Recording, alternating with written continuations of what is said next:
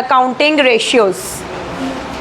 अब रेशियोज होती क्या हैं? एक साल की बैलेंस शीट देखी मैंने, मैं कुछ एनालाइज नहीं कर पा रही हूँ उसको देख के, मैंने सिर्फ उसको देख लिया, इतने क्रेडिटर हैं, इतनी लायबिलिटी है, इतनी एसेट है, इतनी कैपिटल है, इट्स ओके। अब उसका क्या करना है, उस स्टेटमेंट को हमें करना है एनालाइज। एनालाइज का मतलब दो इंटरडिपेंडेंट वेरिएबल्स को हमने एक रेशियो के फॉर्म में शो करना है। आज तक हम रेशियो कैसे पढ़ते हैं, रेशियो कैसे एक्सप्रेस होती है, कुछ ऐसे ऐसे, है ना। रेशियोज आज तक हमने ऐसे ही पढ़ी हैं, बट रेशियोज ज़रूरी नहीं है कि इस तरह से ही एक्सप्रेस होंगी। रेशियोज एक्सप्रेस होती है चार तरीके से। इनको बोलते हैं प्योर रेशियो। एक रेशियो एक्सप्रेस होंगी परसेंटेज से, एक होती है टाइम्स से, परसेंटेज, टाइम्स एंड फ्रैक्शन। चार तरीके से हम रेशियोज को एक्सप्रेस करेंगे। रेशियोज हैं हमारी चार तरह की। हमारे फर्स्ट रेशियोज हैं लिक्विडिटी रेशियोज, सेकेंड रेशियोज हैं सॉल्वेंसी रेशियोज,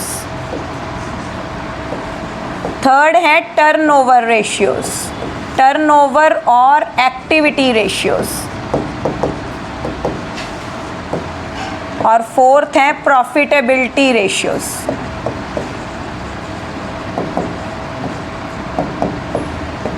ठीक है, अब ये तो चार रेशियोज की टाइप्स हैं। आगे हर एक रेशियो में कितनी रेशियोज हैं वो देखेंगे। लिक्विडिटी रेशियोज हैं दो, जिसमें फर्स्ट आती है करंट रेशियो और सेकंड आती है लिक्विड रेशियो। ठीक है, what is meant by liquidity?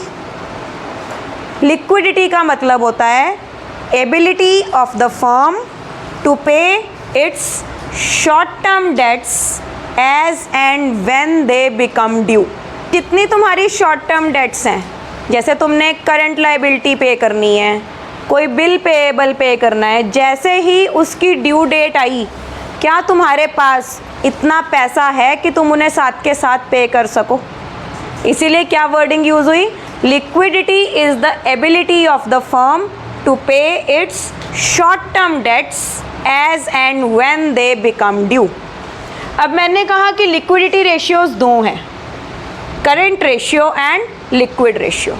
Liquid ratio के हैं तीन names, liquid ratio, quick ratio, acid test ratio. कौन से तीन? Liquid ratio, quick ratio and acid test ratio. हम सबसे पहले करेंगे करंट रेशियो। करंट रेशियो का formula, current ratio is equal to current assets divided by current liabilities. Current assets कौन सी होती हैं? Cash balance, bank balance, debtors, bills receivable, stock.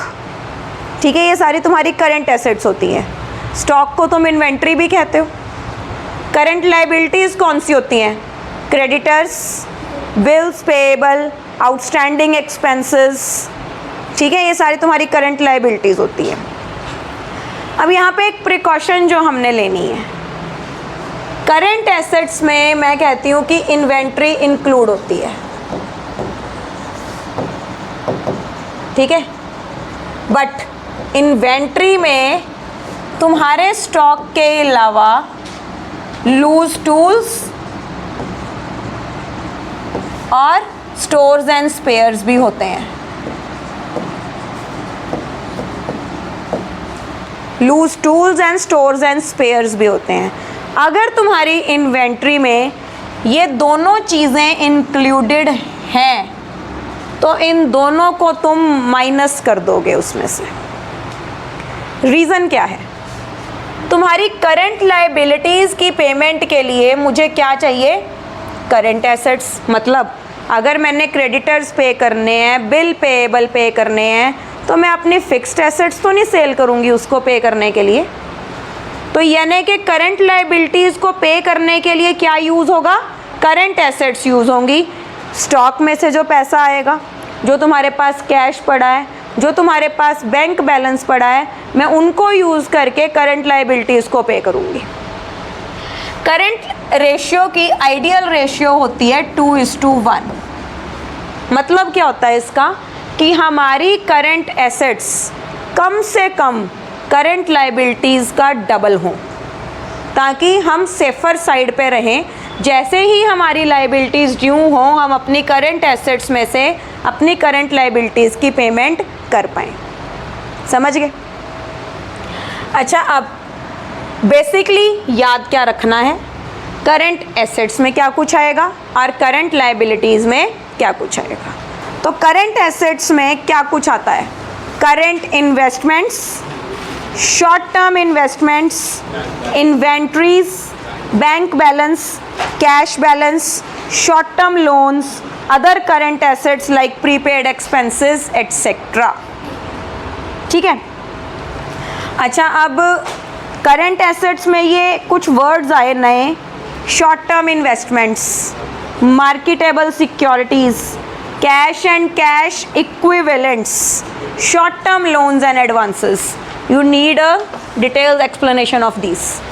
मैंने कहा short term loans and advances, हमने किसी को शॉर्ट टर्म के लिए कोई पैसा लोन की फॉर्म में दिया हुआ है। शॉर्ट टर्म को क्या मानते हैं? Which will be converted back to cash या which you will receive back within 1 year, उसको हम क्या बोलते हैं? Short term. जो पैसा या जो एसेट 1 साल के अंदर अंदर वापस कैश में कन्वर्ट हो जाए, वो कहलाती है करंट एसेट या शॉर्ट टर्म एसेट, राइट। अब मैंने दूसरा वर्ड यूज़ किया, cash and cash equivalents. Cash and cash equivalents, cash simple cash in hand, cash equivalents means equal to cash. तुम्हारे बैंक का balance, bank draft, cheque in hand, सारे equal to cash हैं कि नहीं? तुम जब चाहो बैंक से मनी निकाल सकते हो, तुम जब चाहो चेक डिपॉजिट करके बैंक बैलेंस ले सकते हो, अपने बैंक में अमाउंट क्रेडिट करवा सकते हो। तुम जब चाहो ड्राफ्ट को, मतलब वैलिडिटी पीरियड के अंदर ड्राफ्ट से कैश ले सकते हो या अकाउंट में डिपॉजिट हो जाएगा। ओके। तीसरा वर्ड मैंने यूज़ किया मार्केटेबल सिक्योरिटीज़। मार्केटेबल सिक्योरिटीज़ क्या होती हैं? वो सिक्योरिटीज़ जिनका मैच्योरिटी पीरियड बहुत कम होता है, प्लस वो बहुत जल्दी कैश में कन्वर्ट हो जाती हैं। लाइक मैंने क्या किया, मैंने कुछ सिक्योरिटीज़ खरीदी शॉर्ट टर्म पर्पस के लिए। मेरा मोटिव क्या था कि जब मेरा मन करे मैं इनको सेल कर पाऊँ। क्यों सेल कर पाऊँ? ताकि एमरजेंसी के टाइम पे मुझे अगर पैसे की ज़रूरत पड़ती है तो मेरे वो वापस मिल जाए। बेसिकली हम सिक्योरिटीज़ में इन्वेस्टमेंट करते हैं। एक तो होती है कि चलो इन्वेस्टमेंट हो गई, इंटरेस्ट मिलेगा। दूसरा, हमारी मनी सेफ़ है, आइडल पड़ी है, तो it is not generating anything, तो हमने सिक्योरिटीज़ में इन्वेस्ट कर दिया। अगर सिक्योरिटीज़ मार्केटेबल सिक्योरिटीज़ में इन्वेस्ट की है तो वो नियर बाय कैश ही होता है। कैश क्यों होता है? जब चाहो बेच दो, पैसा मिल जाएगा। करंट लायबिलिटीज़ में क्या कुछ आएगा? करंट लायबिलिटीज़ में आएंगी तुम्हारी short term borrowings. Short term borrowings में bank overdraft, everyone knows what is bank overdraft. Next, cash credit, और एक वर्ड आ रहा है बड़ा भारी भरकम सा, current maturities of long term debts. I tell you what it is. Next आएंगे तुम्हारे ट्रेड पेएबल्स और other current liabilities like outstanding expenses, interest accrued, calls in advance and short term provisions, right. अब मैंने कहा what are current maturities of long term debts. एक loan है जो तुमने 10 साल के लिए लिया हुआ है, ठीक है। आज लिया तो 10 साल के बाद पे करना है। जब उसकी पेमेंट में 1 ईयर रह गया तो वो क्या बन जाएगा? Current maturity of long term debt. समझ गए बात को? जब उसकी पीरियड में कितना टाइम रह गया? 1 ईयर रह गया। उस टाइम वो लॉन्ग टर्म में ना आके शॉर्ट टर्म में आ जाएगा, पर लिखा क्या जाएगा? Current maturities of long term debts. Illustration 1 page 3.7 क्या कहता है question? Trade receivables, sundry debtors हैं मेरे पास 4 लाख रुपीज़ के, prepaid expenses 20,000, accrued income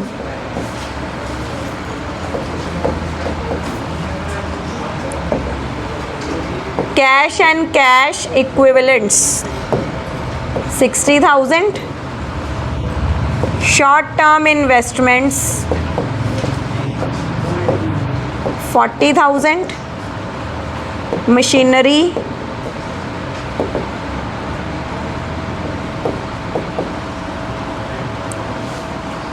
bills payable 60, sundry creditors 160, debentures, inventory,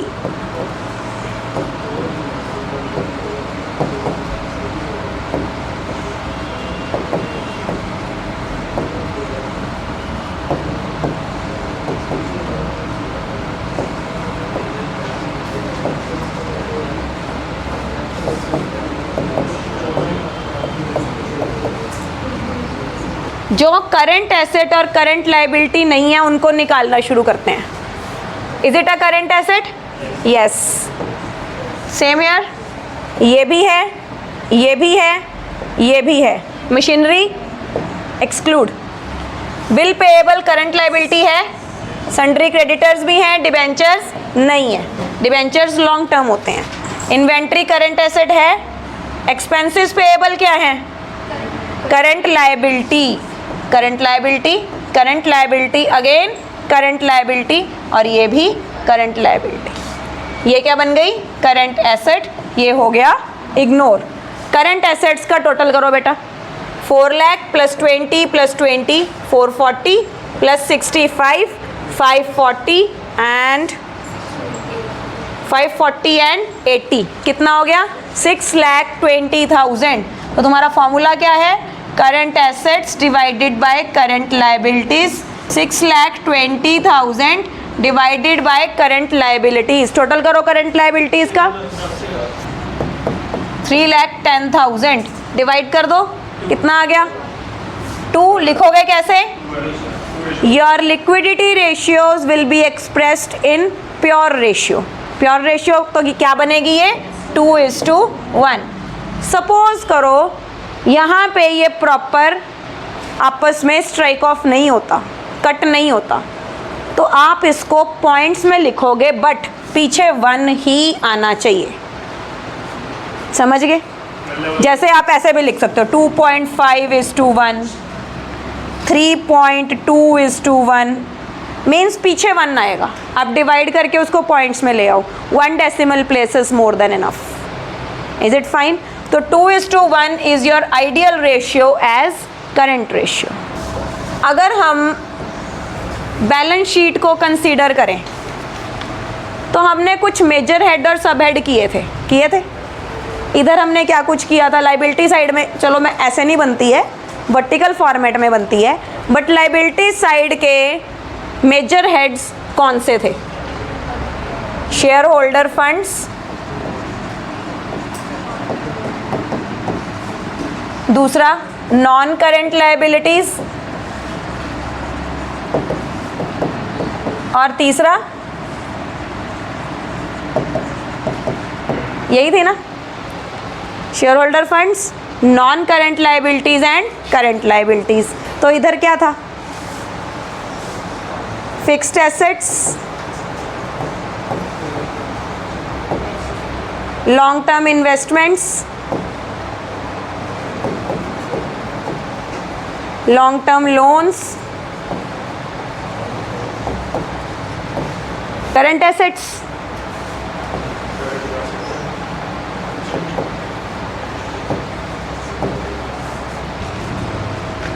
इसको क्या बोलोगे?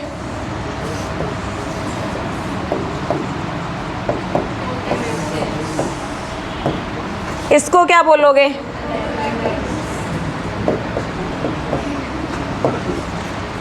अब करंट एसेट और करंट लायबिलिटी क्वेश्चन में दे नहीं रखी, निकालनी है करंट रेशियो। इंफॉर्मेशन कुछ बड़ी अजीब सी दे रखी है, तो तुम्हें उस इंफॉर्मेशन को एनालाइज करना है कि जो रिक्वायर्ड इंफॉर्मेशन है वो कैसे निकल ली जाएगी। द मेजर पॉइंट इस चैप्टर में वही है कि हिडन इंफॉर्मेशन कैसे निकलेगी। ठीक है, जैसे तुम्हारा illustration 2, you are provided with total assets 7,50,000, assets है 4 लाख की, नॉन करंट लायबिलिटीज हैं 2 लाख की, नॉन करंट इन्वेस्टमेंट्स हैं 2,50,000 के, शेयर होल्डर फंड्स भी गिवन है 5 लाख के। हिडन इंफॉर्मेशन निकालनी सीख लो, नहीं तो एवरी स्टेप में तंग होगे। याद क्या रखने हैं कि दोनों साइड्स पे कौन से हेड हैं। हमारे पास फिक्स्ड एसेट्स हैं, लॉन्ग टर्म इन्वेस्टमेंट्स हैं, टोटल कितना बना 650, पर एसेट साइड का टोटल कितना है 750, तो 750 minus 650, 1 lakh will be your current assets. क्या आ गई है यहाँ की balancing figure? Total assets is always equal to total liabilities, तो टोटल लायबिलिटीज कितनी हो गई बच्चों 750, टोटल करो 5 lakh plus 2 lakh 7 lakh, what is the amount of current liabilities 50,000, put in your formula current assets divided by current liabilities, ratio is 2:1। लिखना कैसे है? अब क्या करोगे, fixed assets plus long term investments plus current assets is equal to total assets. ठीक है, उसके बाद वहाँ पे अमाउंट्स पुट करके निकाल के दिखा दोगे वैल्यू प्लस माइनस करके। Similar you will do it here, फिर लिखोगे total assets is equal to total liabilities, तो फिर क्या लिखोगे total liabilities is equal to shareholder funds plus non current liabilities plus current liabilities, formula में put करो, current liabilities की value निकालो, उसके बाद लिखो current ratio is equal to current asset divided by current liabilities, 1 lakh upon 50,000 is equal to 2:1। कुछ और एक फॉर्मूला आएगा working capital,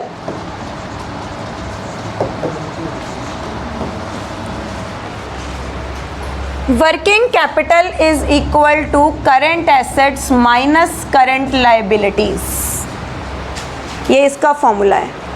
what is working capital?